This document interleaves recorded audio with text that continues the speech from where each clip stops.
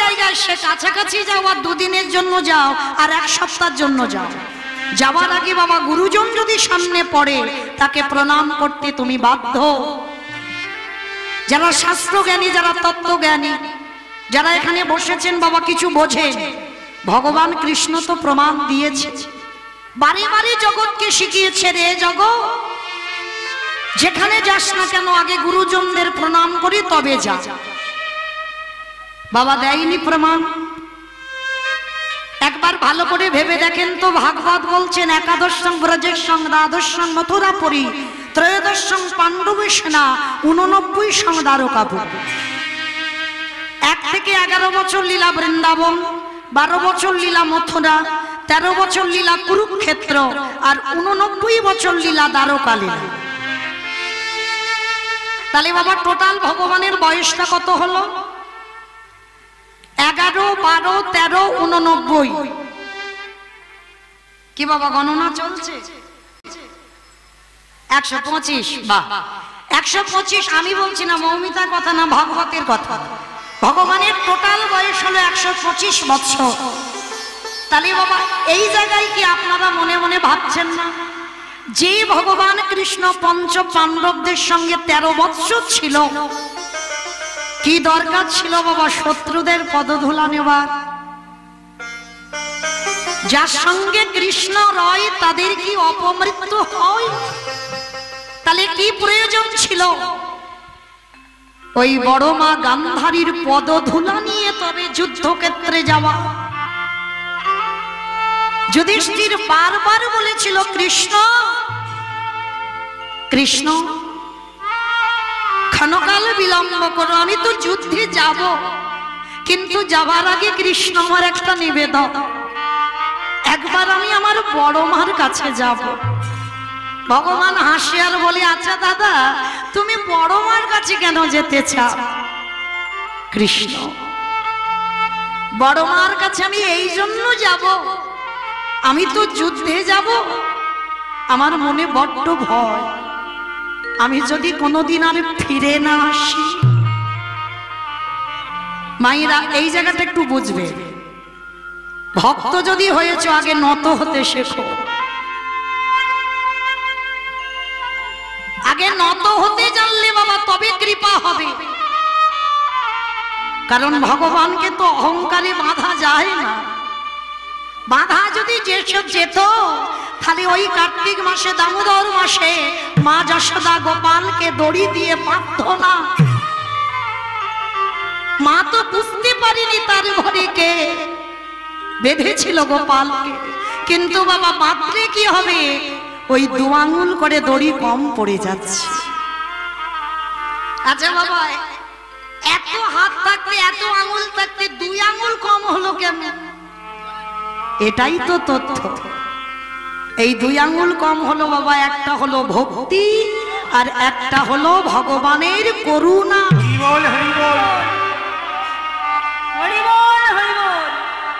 ভক্তের ভক্তি যত ঊর্ধ্বগামী হবে, ভগবানের কৃপা তত নিম্নগামী।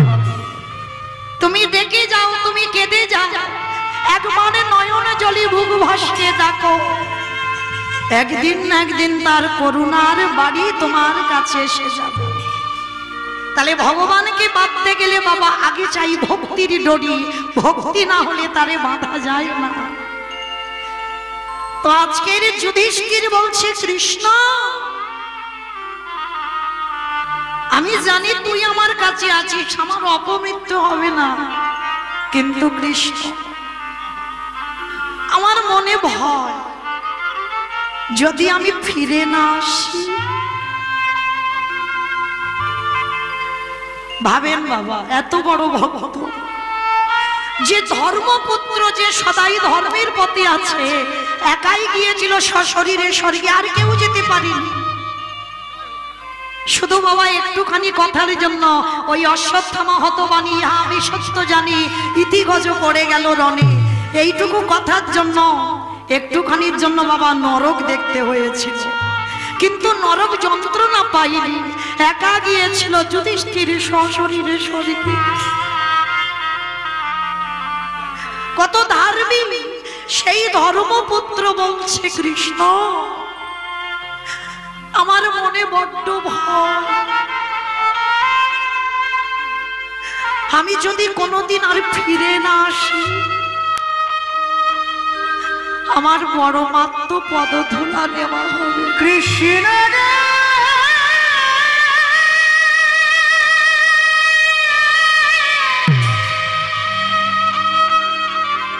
ওই যুদ্ধে যদি ফিরে না আর আসি, তবে যে আমার বড়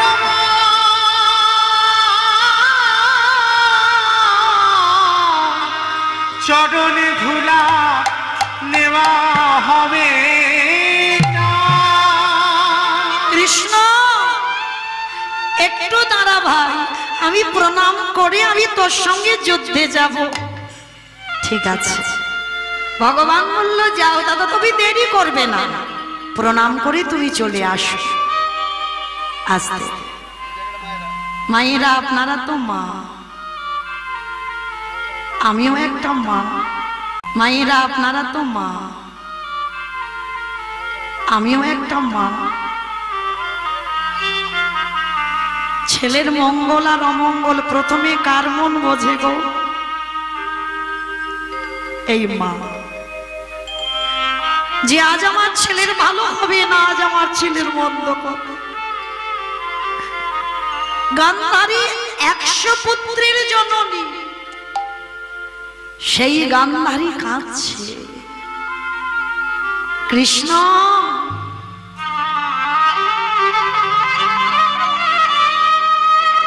আমি তো মা, আমি জানি আমার 100টা ছেলে যুদ্ধে যাবে আর কেউ ঘরে আসবে।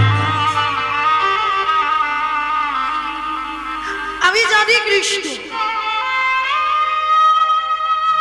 কিন্তু মা তো মনটা মানে না, বড় কষ্ট। কেন বললি না আমার একটা ছেলেকে ভালো? কৃষ্ণ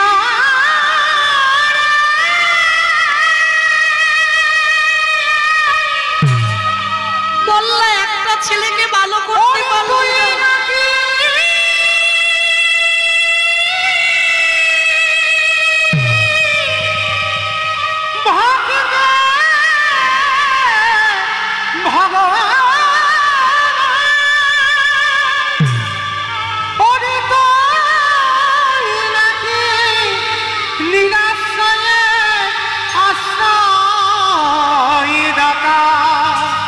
ওরে কৃষ্ণ রে, নেতাই গৌরী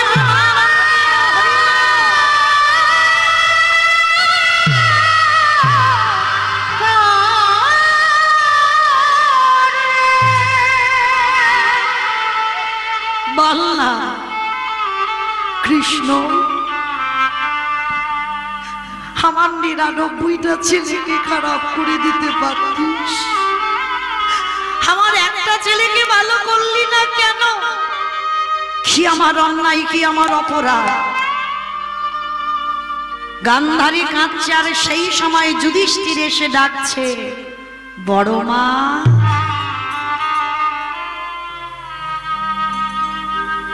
বড় মা কে কে আমায় বড় মা বলে ডাকলো?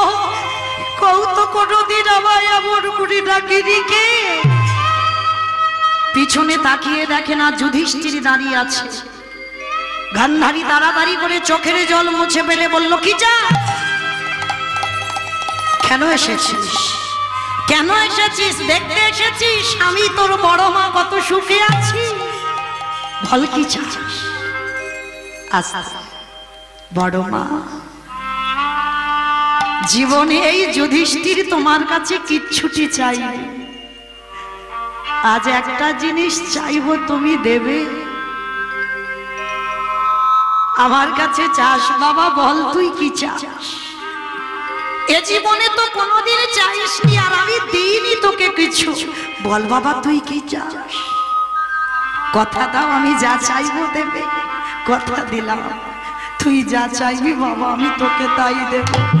মায়েরা চাওয়াটা শিখে না। শত্রুর ছেলে আর এক শত্রুর কাছে চাইছে কি, কেন যাবে না সশরীরে স্বর্গে, আর কেন হবে না ধর্মপুত্র? তার পদ চলাটা দেখেন একটু। বড় মার কাছে গিয়ে বলল, বড় মা দাও না মাই ভিক্ষা। কি চাস বাবা? বড় মা দিতে যদি হয় তুমি একেবারে আমার মাথায় হাত দিয়ে বড়ি দিয়ে দাও। একবার জীবনে তো কিছু চাইনি, আজকের প্রথমেই তোমার কাছে চাইছি, দাও বড় মা। কি চাস? বড় মা একবার তুমি আমার মাথায় হাত রেখে আশীর্বাদ করো, যেন প্রথম দিনে যুদ্ধে গিয়ে এই যুধিষ্ঠির মৃত্যু হয়ে যায়। খোকা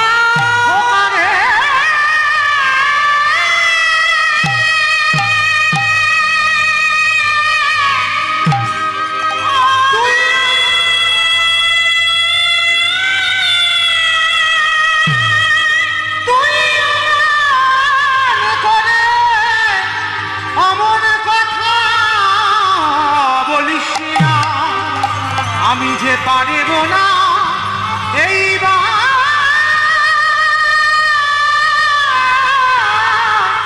দিতে পারিব।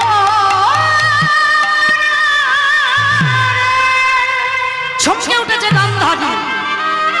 চুপ কর, বলিস না বাবা, এই কথা বলিস না।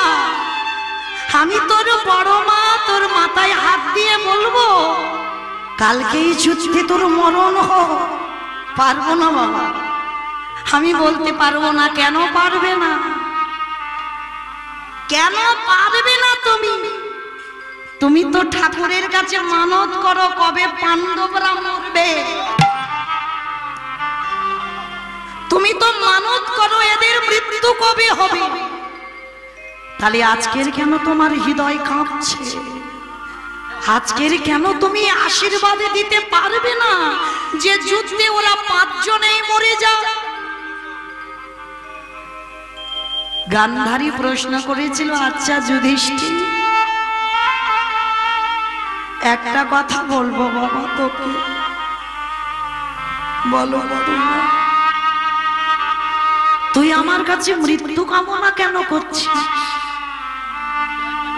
বড় না, তুমি বুঝবে না।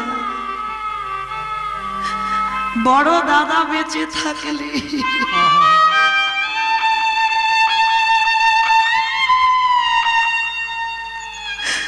যদি কোলের ভাই চুরি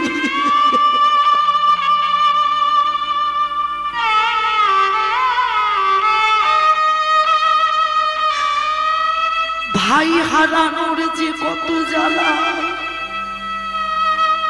ভাই হারানোর যে কত যন্ত্রণা তুমি বুঝবে না বড় মা, তুমি বুঝবে না। আমি বুঝি, আমি পারবো না বড় মা।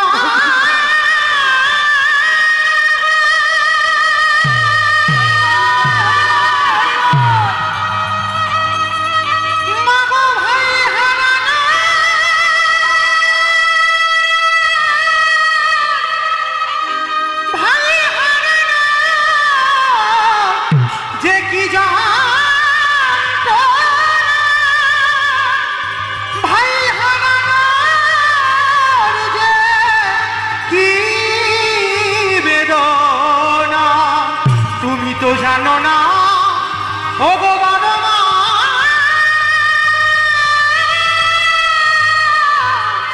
তুমি তো জানো। তুমি জানো না বড় মা, বোঝো না। বড়জন থাকলে যদি ছোট চলে যায়, বড়জন থাকলে তারা খারাপারে যে কি জ্বালা, তারা খারাপারে যে কত যন্ত্রণা তুমি বুঝবে। বড় মা একবার তুমি আমার মাথায় হাত দিয়ে বলো, যে গান্ধারী জীবনে যুধিষ্ঠির ভালো চাইনি, সেই গান্ধারী আজকের বর দিচ্ছে দেখে। খোকা রে,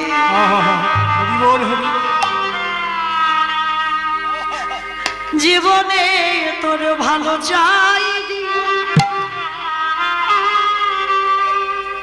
সারা জীবন ঠাকুরের কাছে মানদ করলাম,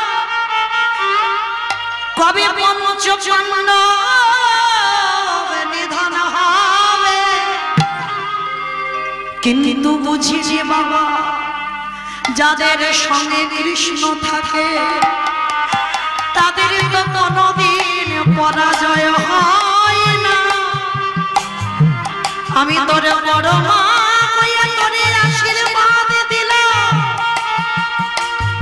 ওরে যে পক্ষে কৃষ্ণ থাকবে, যাদের সঙ্গে কৃষ্ণ আশ্রয় আছে, যারা কৃষ্ণ চরণ সারে পড়ে গেছে, একেবারে গুরু চরণে হৃদয়ে ধরে, একেবারে যারা গোবিন্দ ভজেছে, তাদের কোনোদিন অকাল মৃত্যু হয় না। ওরে খোকা আমি তোর বড়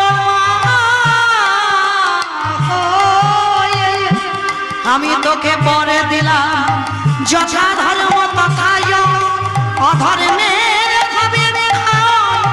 ওরে যে পক্ষে কৃষ্ণ থাকবে তারা জয়ী হয়ে ফিরে ওরে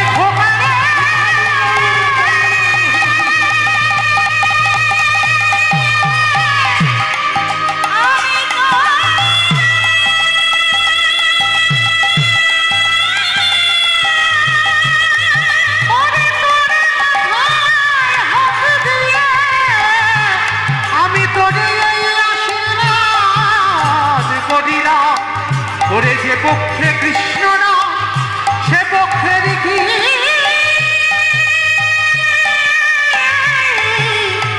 অপমৃত।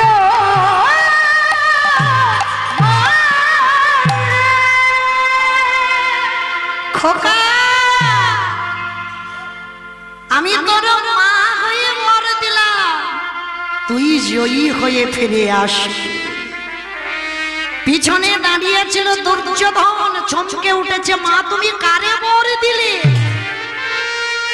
ও তোমার ছেলে নয়, ও তোমার শত্রুর ছেলে। ওরে খোকা আমি তোরে বরে দিলাম, ওরে তুই জয়ী হয়ে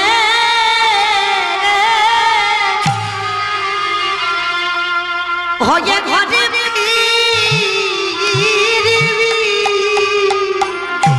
ওরে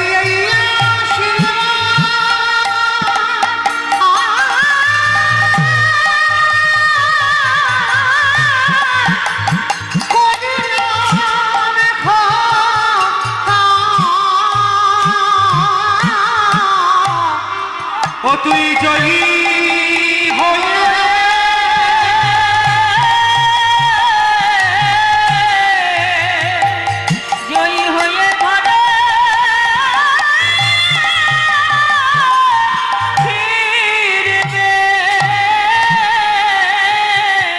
দুর্যোধন বলছে, মা তুমি শত্রুকে বর দিলে? বলে দিলাম বাবা।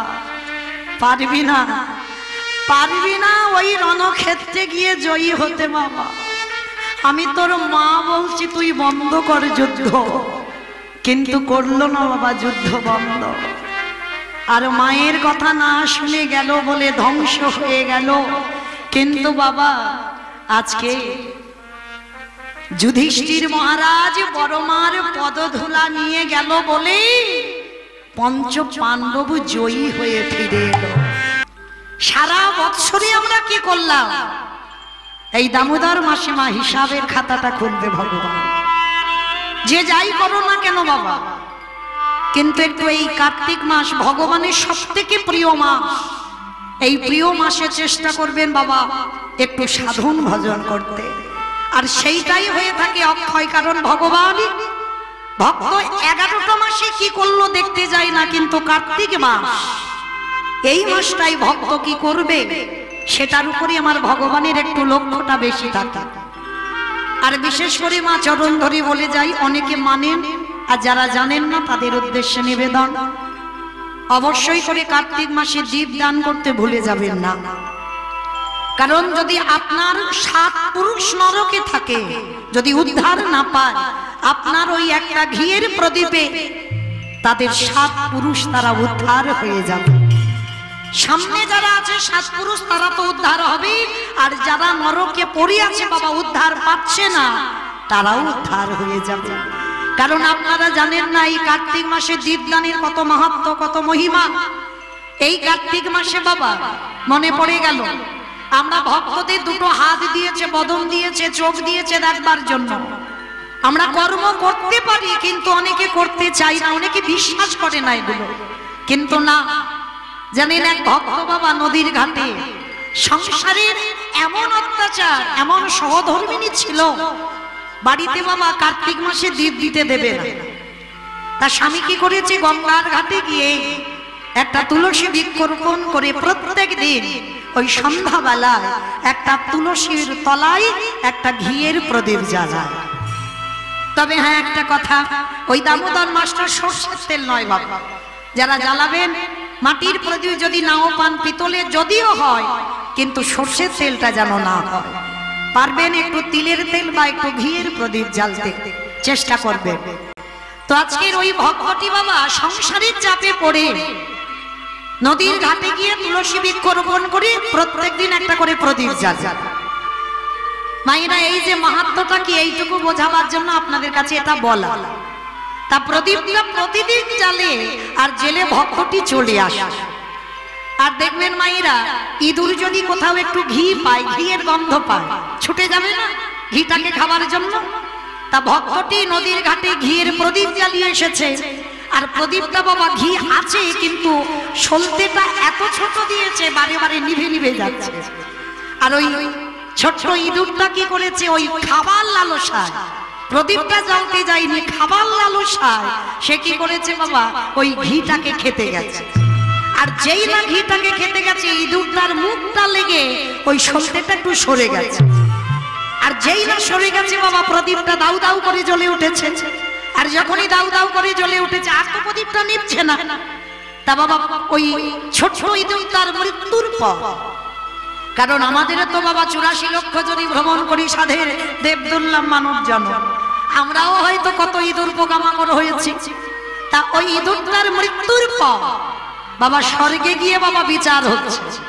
তা সবাই মিলে বলছে, কেন ইঁদুর এ তো কোনোদিন ভালো কাজ করে না, কারণ এ তো লোকের ক্ষতি করে।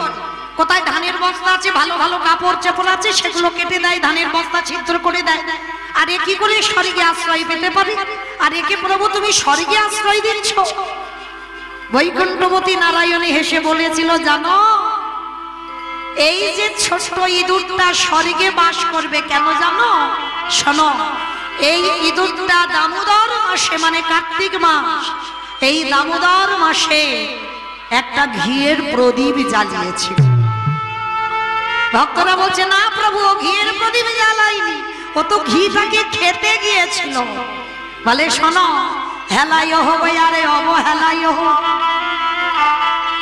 যদি একেবারে বদনে কৃষ্ণ নামে বলি, যদি একেবারে বদনে হরি নামে বলে, এই করিনি একেবারে যদি কৃষ্ণ নামে শোনে, তারই জীবনে জন্মে 2 ধন্য হয়ে যায়। হেলাই হোক আর অবহেলাই হোক, হয়তো ইঁদুরটা ঘিটা খেতে গেল, কিন্তু তোমরা কি দেখেছো ওই ঘিটা খেতে গিয়ে ওর মুখটা লেগে সলতেটা সরে গেল, আর ঘিয়ের জন্য প্রদীপটা দাউ দাউ করে জ্বলে উঠল। তাহলে ওরই জন্য তো প্রদীপটা এতক্ষণ জ্বললো। ও যদি মুখ দিয়ে সরিয়ে না দিত তাহলে কি প্রদীপটা জ্বলতো? শোনো, তাহলে ওই ঘিয়ের প্রদীপটা ওর পরশেই কিন্তু জ্বলেছে, আর তাতেই ওই ইঁদুর আর নরক যন্ত্রণা নয়, ওকে আর 84 লক্ষ জনই ভ্রমণ করতে হবে না। আমার কৃপায় আমি আশীর্বাদ দিলাম, ওই দামোদর মাসে দীপদান করলো বলে ও দেবে লোকে আশ্রয় পাবে।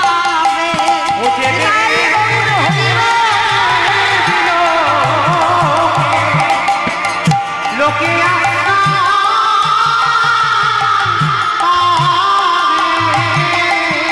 ওকে নরক যন্ত্রণা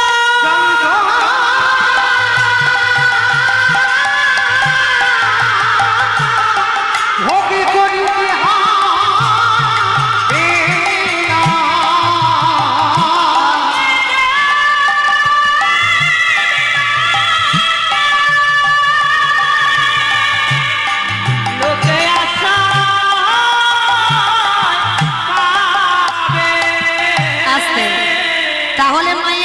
সবাই যখন শুনলাম 11টা মাস যে যাই করি না কেন অন্তত কার্তিক মাসে চেষ্টা করবেন একটু দীপ দান করতে, প্রত্যেক দিন যেন ভুল না হয়।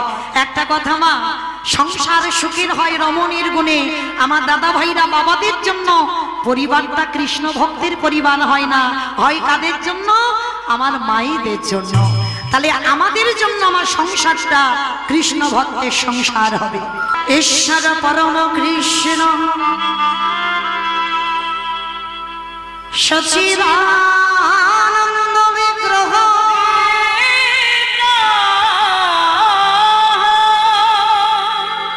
আমাদের আদি গোবিন্দ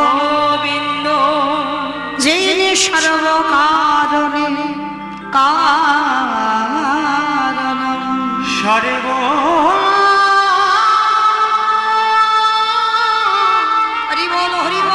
সর্ব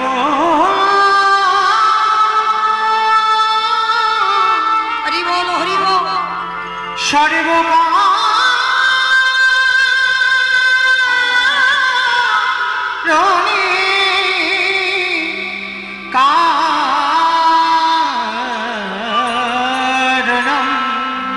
যোগী মুনি ঋষি কত সাধকার সাধিকা আজ গন্ধারে কিন্নরি কিন্নরি আজ কোটি কোটি জনম সাধন ভজন করিয়া আমার গোবিন্দের রাতল চরণ মেলে না। সেহান গলির বংশিত বৃন্দাবনের কৃষ্ণ দ্বিভুজ মুরলীর হারি কৃষ্ণ আজি অদ্বৈত আচার্যের আহ্বানে এই গলির জীবের মুক্তির লাগি, এই জগজীবের কল্যাণের লাগি সেই ব্রজধামে ত্যাগ করে এই নদীয়ার ভাঙ্গাকাশে শচীগর্ভ সিন্ধু মাঝে উদয় হয়েছে আমার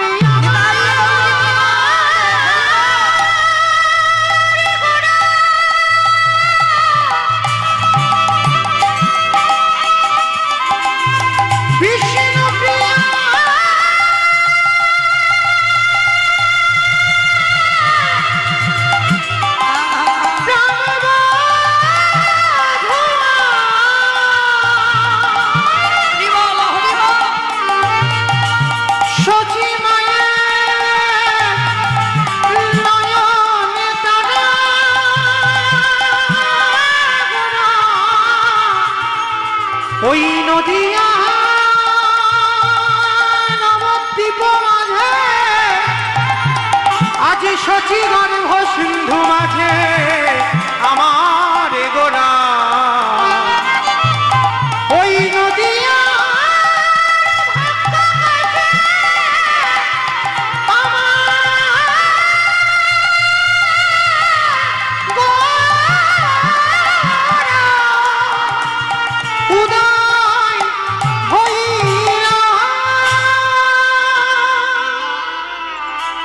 চেয়ে দেখে একবারে আকাশে পানি প্রতিদিন সকালে সূর্য উদয় হয় আমারই প্রতিদিন পশ্চিমী আকাশের কলি ঢলে পড়ে ওরে কলির জ্ঞানন্ধ জিগে একেবারে ভেবে দেয় আমাদের যে আয়ু সূর্য ডুবে যায়, এই জীবনের কখন যে বেলা ডুবে যাবে তা তো জগতে কেউ জানে না। ওরে কলির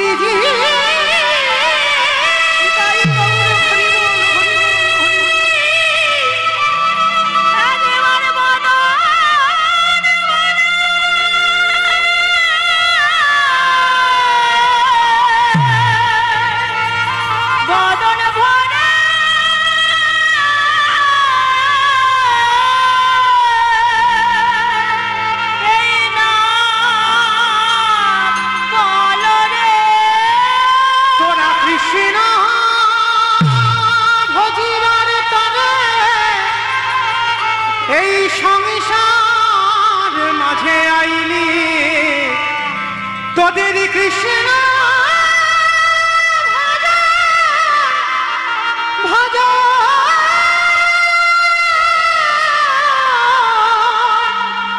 আর যে হলো না মায়ার মশারি খাটিয়ে ওই শরীরের বিছানা তৈরি করে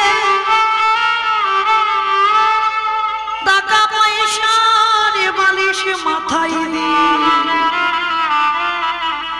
আরে ঘুমাসে না ভাই,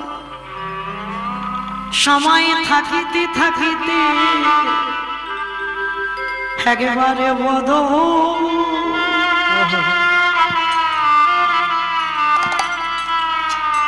বদনে ভরে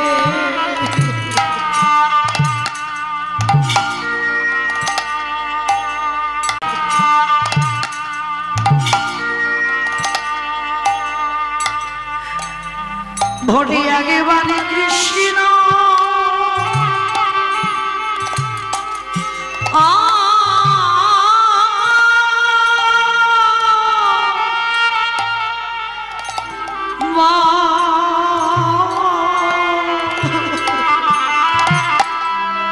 তোদের হাতে ধরি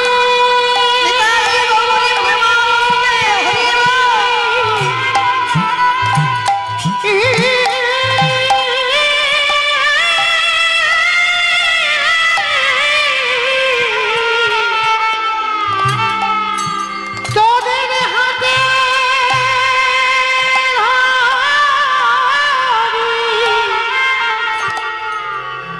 আর তোদের পায়ে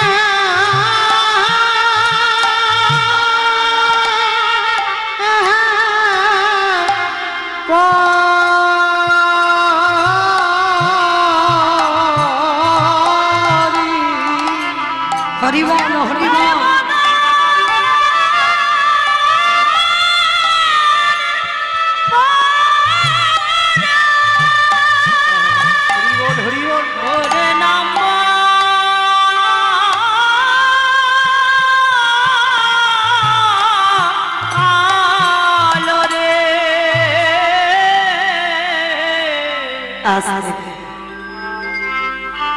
মাহিরা দেখতে দেখতে সময় চলে যায়,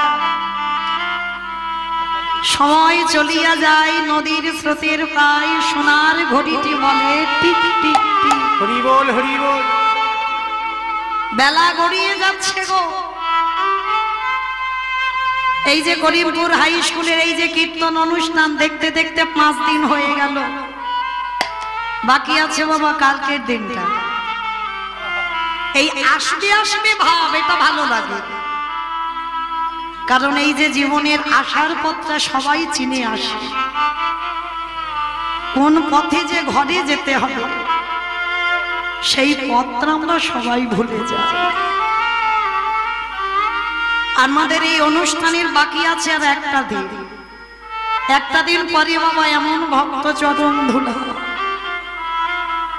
এমন সাধুগুরু বৈষ্ণবের সান্নিধ্য আর এ জায়গাতে হবে না। আবার 1 বছর পরে আমরা বুঝি না বাবা, কিন্তু যারা মাধুপুরি করে যারা এই অনুষ্ঠানটা চালায়, কালকের দিনটা হয়ে গেলে যে তাদের কতটা কষ্ট, যারা এই হরিনামে যুক্ত আছে বাবা তারাই বলতে পারবে যে শেষের দিনে তাদের কতটা কষ্ট হয়। তো যাই হোক, আমি তো চেনাওয়ালা ভুল বাবা, যেদিকে তাকাবো সেদিকে যেন খুব আমার আপনজন। প্রত্যেকটা হরিবাসরে তাদের সঙ্গ পাই, তাদের চরণ ধুলা পাই। তবে মায়েরা যেন চেনা মানুষ বলে বাবা চরণ থেকে সরিয়ে দিও না। আপনাদের চরণ তলে একটু আশ্রয় দেবে, কারণ আগে বাবা ভক্ত চাই তবে তো কীর্তন হবে, আর ভক্ত যদি না পাই কীর্তন কি হয়? আশীর্বাদ করবেন এইভাবে কৃষ্ণ কথা বলতে বলতে যেন একদিন আপনাদের চরণ থেকেই ভব নদীটা পার হয়ে যায়।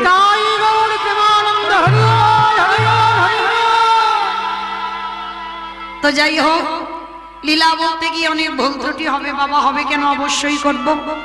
নিজ নিজ সন্তান মনে করি, নিজ নিজ ভগ্নী মনে করি, ভুল ত্রুটিকে ক্ষমা করে দেবেন। আর কীর্তনের প্রারম্ভে সর্বাগ্যে সাধুগুরু বৈষ্ণবের চরণে দণ্ডবত। আমি আমার গুরুদেব পিতামাতার আতুল চরণে জানালাম ভক্তিপূর্ণ দণ্ডবত প্রণাম। আর বিশেষ করে জানাবো বাবা যে দাদা ভাইদের বাবাদের ঐকান্তিক প্রচেষ্টায় কীর্তন, সেই দাদা ভাই বাবা ঠাকুরদের চরণে রইল আমার ভক্তিপূর্ণ দণ্ডবত প্রণাম। তবে মায়েরা, আজকে দুটো দিন পরে হবে আমাদের দামোদর ব্রতের মাস। জানেন তো, যারা ভক্ত সঙ্গ করেছেন, যারা কীর্তন শুনতে বসেছে, এই যে আজকের 29 তারিখ, তাই তো? আজকের 29, কাল 30, 31-এর পরে মানে দুটো দিন পরে হবে আমাদের দামোদর ব্রতের মাস। তবে বাবা যারা ব্রত পালন করছে, নিয়ম সেবার মাস তাদের তো চলছে, লক্ষ্মী পূজার পরের দিন থেকে চলে, অনেকে আবার শারদীয় বিজয় দশমীর পর দিন থেকে শুরু করে নিয়ম সেবার মাস। আর যারা 1 মাস ব্রত পালন করবেন আর দুটো দিন মাত্র বাকি, তো চলে। তবে বাবা আজকে তো নতুন করে বলবার নয়, জানেন তো আজকের আমার লীলার আস্বাদনটা কি জানেন তো? আসছে শ্যামা মায়ের পূজা। কি গো, আসছে না শ্যামা পূজা? তাহলে আজকের আমার আস্বাদন হবে বাবা নিধুমনে কৃষ্ণ কালী। মহাপ্রভু যে নতুন খেলা খেলছে বাবা, যে খেলা কোনোদিন খেলে, যে বসন কোনোদিন পড়েনি, যে ফুলের মালা ভগবান কোনোদিন গলায় দেয়নি, আজকের প্রথম পড়েছে। একেবারে আলাদা ভাব। এতদিন কীর্তন শুনেছেন বাবা, এতদিন ভগবানের আলাদা ভাব ছিল, আর আজকের লীলাটা একেবারে সম্পূর্ণ ভাবটা আলাদা। হরি বল। কিরকম আলাদা আমরা জানবো নবদ্বীপের মাটিতে গিয়ে। আর নবদ্বীপের মাটিতে যদি না যাই মাতালে জানবো কি করে আজকের ভগবান কিসের মালা পড়েছে, পরনে কি পড়েছে, আর কি বা নতুন খেলা খেলছে। হরি বল। তাহলে চলেন একবার দেখে আসি মহাপ্রভুর ভাবটা কেমন। চলে। আজ নদীগা উদয়গিরি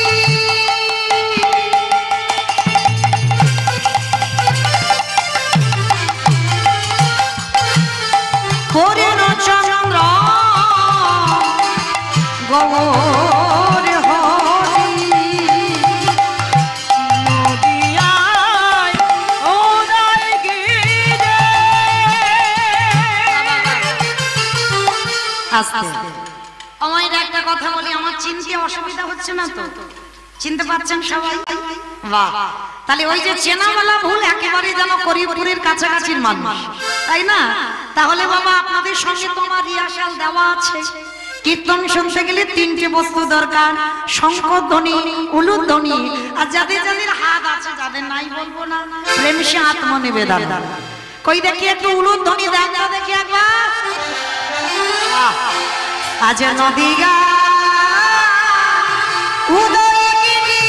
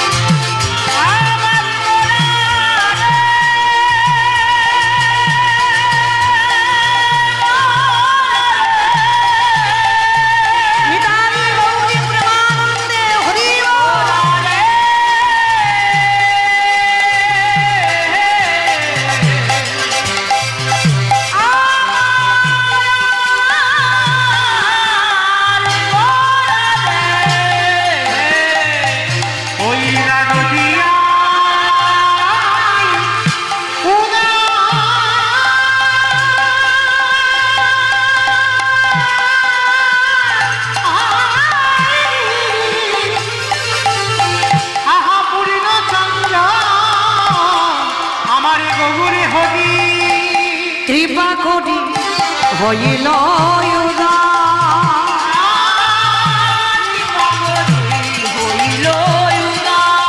আজ কৃপা করি হইল কৃপা করে হইল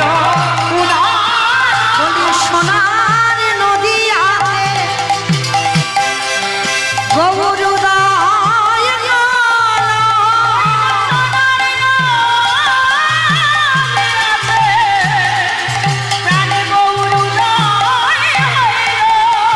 বলি নদীয়ার ভাষে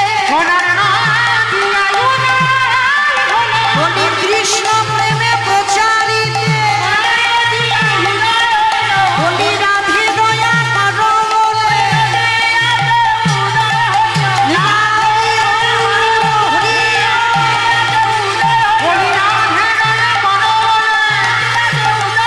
আজ সোনার নদী কৃপা করে হইল আসতে মহাপ্রভু আমার প্রত্যেক দিন ওই শিবার সঙ্গনে সারা রাত্রি ব্যাপী হরিনাম করে, একেবারে সকাল থেকে শুরু হয়। তবে মায়েরা মহাপ্রভু আজকে এই প্রত্যেক দিন যে শিবাস অঙ্গনে কীর্তন করে, সকাল হলে বাবা যাবার সময় প্রতিদিন মাকে প্রণাম করে তবে হরিনামে যায়। আসতে এই জায়গাটা আমার মায়েরা আস্বাদন করবে। প্রত্যেক দিন ভগবান প্রণাম করে তবে শিবাস অঙ্গনে হরিনামে যায়। কিন্তু বাবা আমাদের মতো কলির মানুষ আমরা এগুলো মানি না, আমরা এগুলো বিশ্বাস করি না।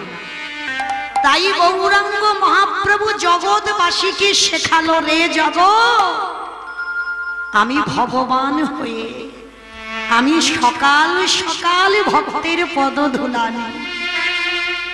মায়েরা, যেটা আপনাদের এই দেশে কীর্তন করে সুখ হয়,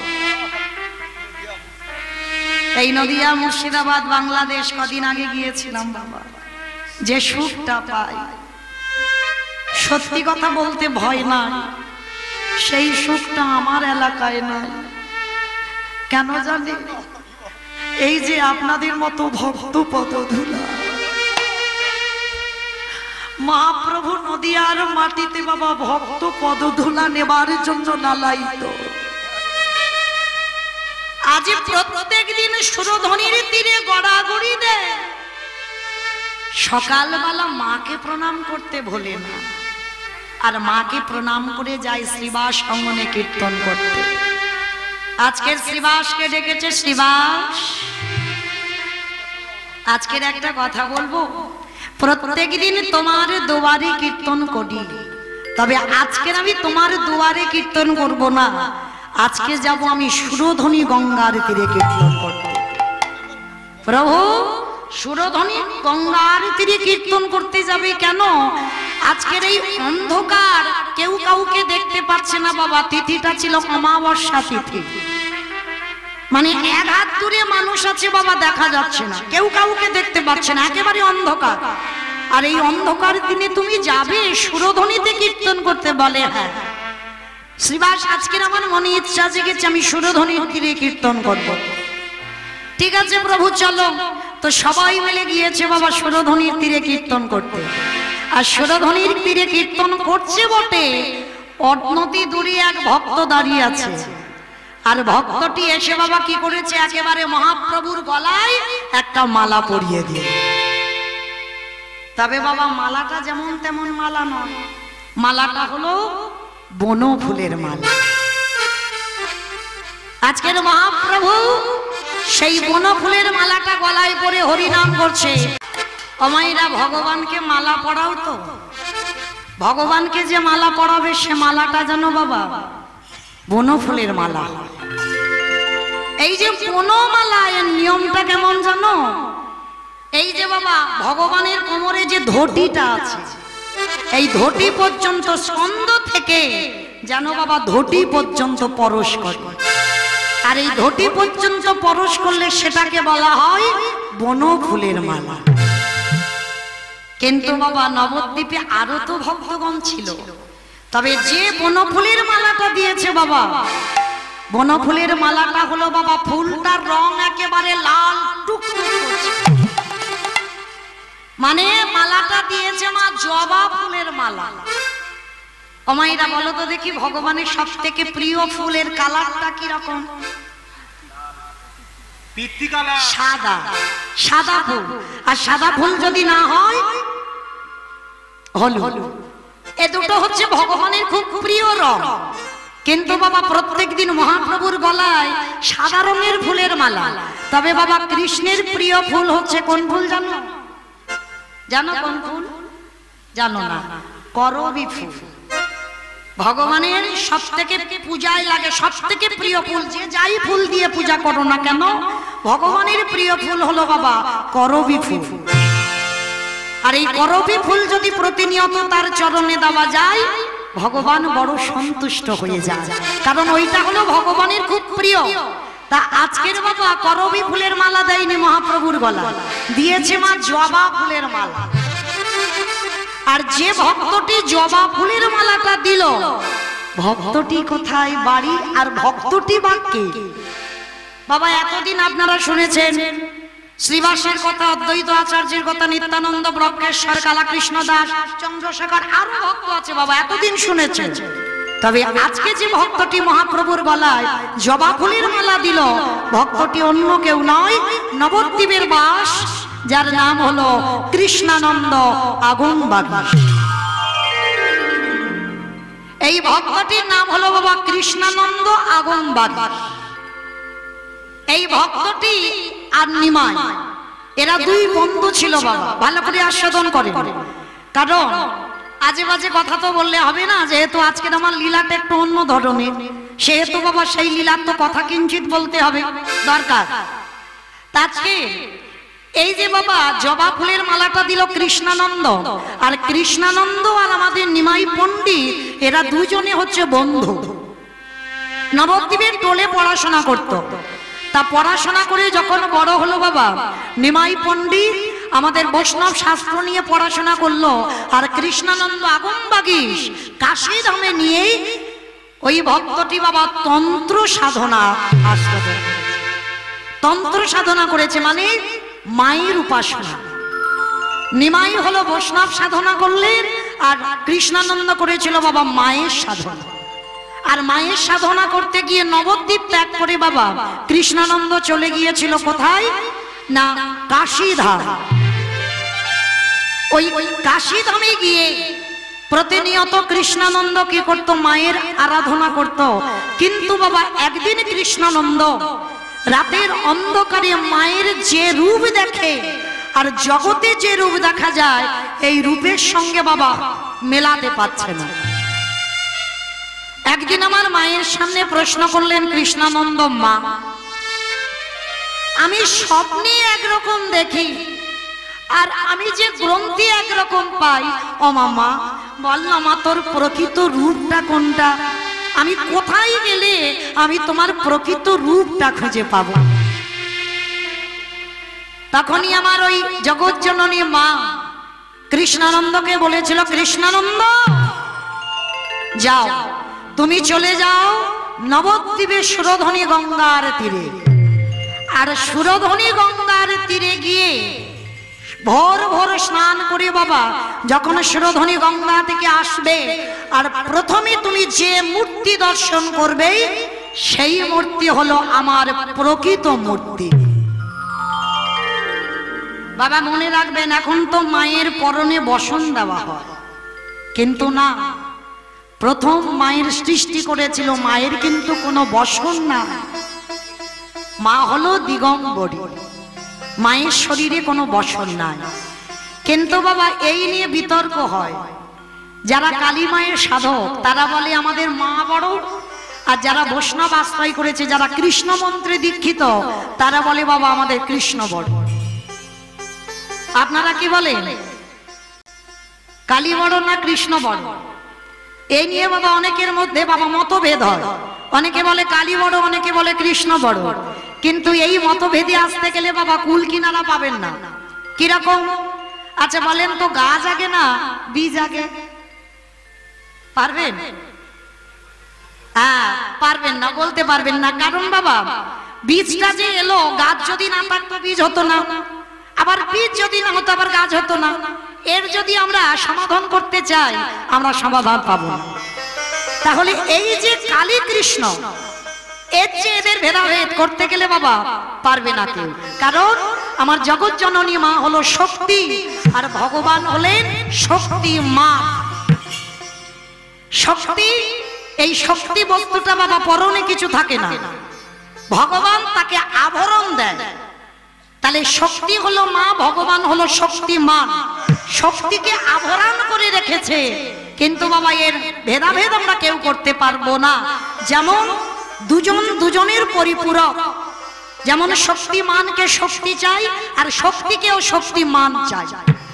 যেমন বাবা আমাদের এই কারেন্ট যদি না দিত, তাহলে এত এই যে মাইকের আওয়াজ, এই যে এত হ্যালোজিনের লাইট, এত টিউবলাইট, এত পাখায় আরামে বসে আছে, পারতেন যদি শক্তি না আসতো।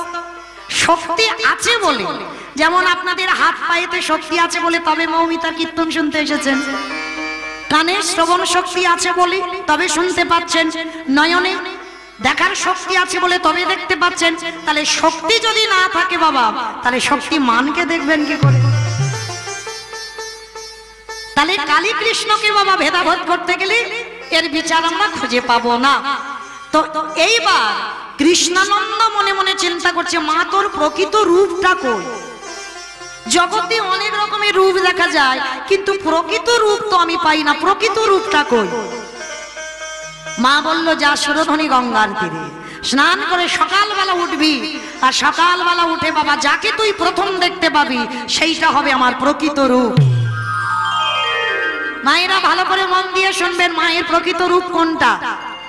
এইবার কাশীধাম থেকে কৃষ্ণানন্দ আগম বাগিস চলে এলো নবদ্বীপে, নবদ্বীপে সুরধনী গঙ্গা স্নান করেছে আস্তে।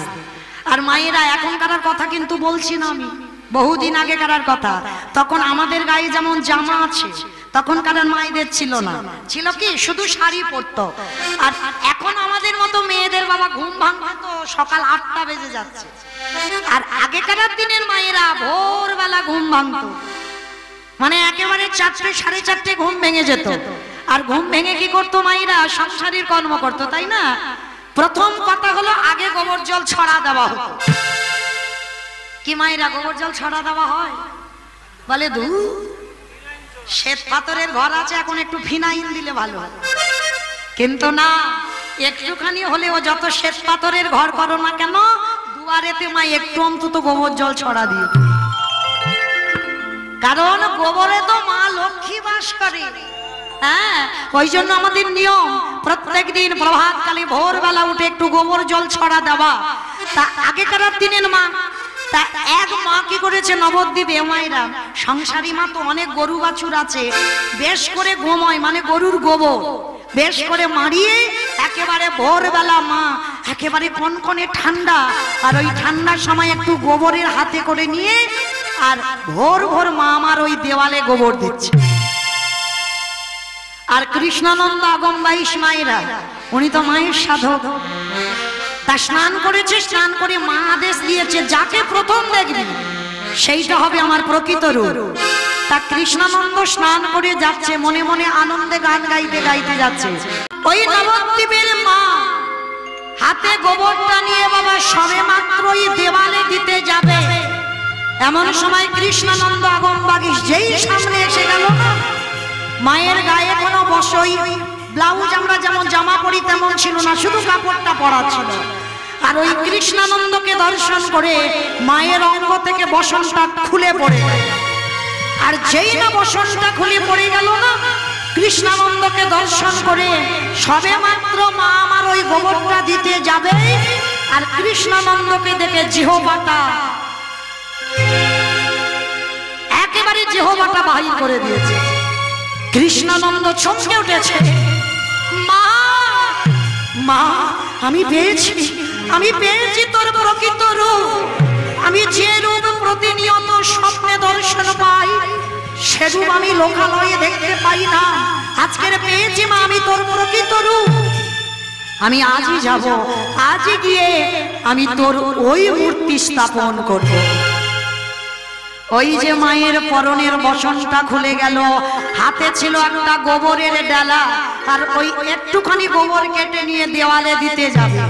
ঠিক তেমনি ভাবে কৃষ্ণানন্দ বাড়িতে ফিরে গিয়ে বাবা ওই গোময়েরটা উল্টে দিয়েছে, উল্টে দিয়ে বাবা রক্ত বীজের মাথা করে দিয়েছে।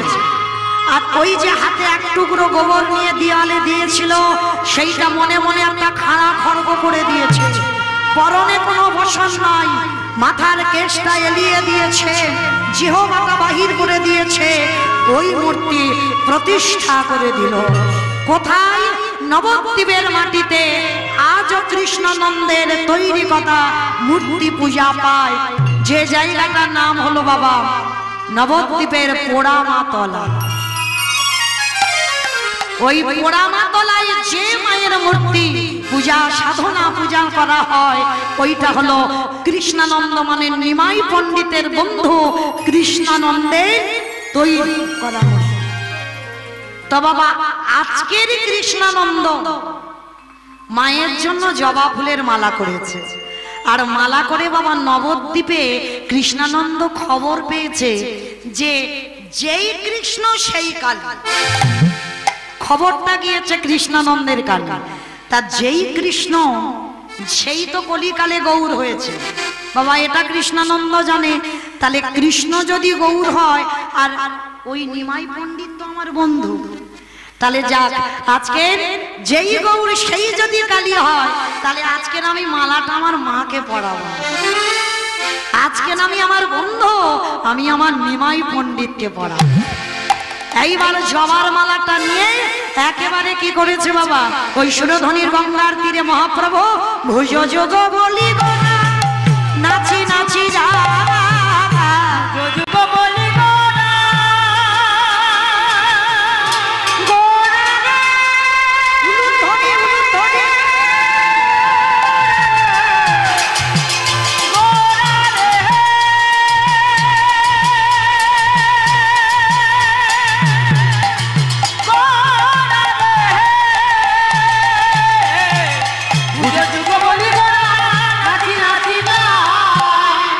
জবা ফুলের মালাটা নিয়ে আমার মহাপ্রভুর গলায় দিয়েছে।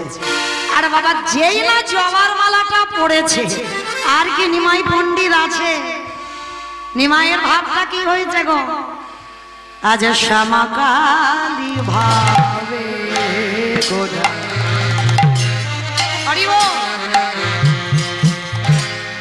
বিভাবিত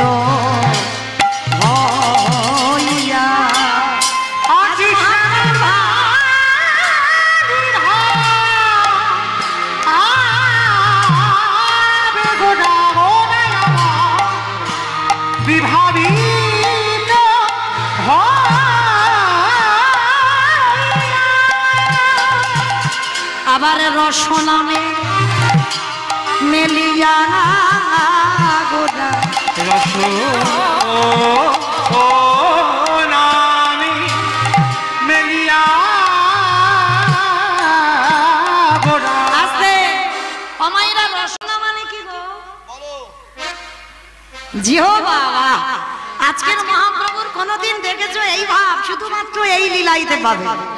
আজকে জিহ্বাটা বাহির করেছে রসনামে লিয়া গোরা দেখো তারায়া রহিলা। আজ রসনামে লিয়া গোরা রহিল আজ শ্যামাকালী ভাবে গোরা গোরা আমার বিভাবিত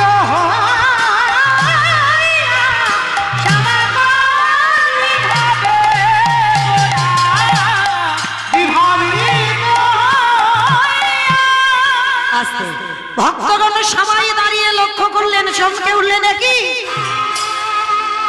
একই মহাপ্রভুর এটা কি ভাব? আজকের এইভাবে কালী মূর্তি ধারণ করে সুরধ্বনি গঙ্গার তীরে দাঁড়িয়েছে। এই রূপ যদি ভক্তরা সবাই দেখে পেলে, তাহলে তো আমার নিমাইকে কেউ আর নিমাই বলবে না, আমার নিমাইকে তো সবাই মা বলে ডাকবে। হরি বল। মায়েরা মনে রাখবে, যার যেমন ভাব ঠিক তারই তেমনই লাভ। ভক্তগণ সবাই অপলক নয়নে মহাপ্রভুর ভাবটা দর্শন করছেন। আর ভাব দর্শন করতে করতে বাবা বৃন্দাবনের লীলা গোড়া ভাবে মনে মনে, ভাবে মনে মনে উরব পড়িল নরহরি ভনে। নর তাই গৌরে